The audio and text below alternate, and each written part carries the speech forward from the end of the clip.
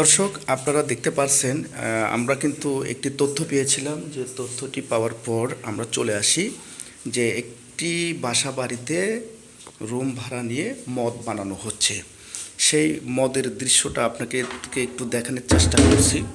এই যে সে মদ, এই কিছুদিন আগেই কিন্তু এই যে বেলাল নামে যে সাংবাদিক এই মদ খেয়েই কিন্তু তিনি মৃত্যুবরণ করেন।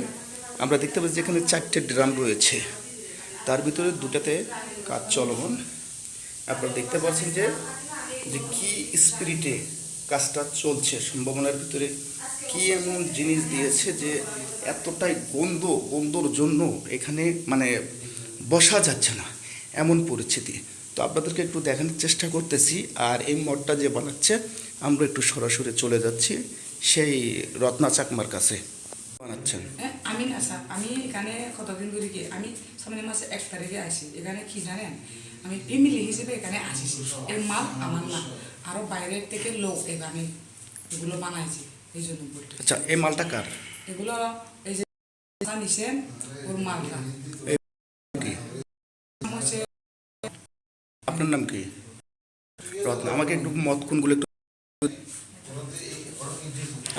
এগুলো মদ, এগুলো কি মদ?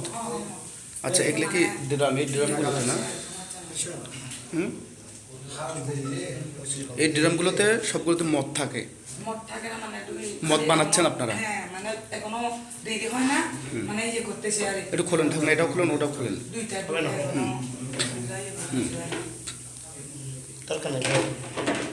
তাহলে এই মদগুলো কোথায়, আপনি কতদিন থেকে বানাচ্ছেন আপনি এগুলো?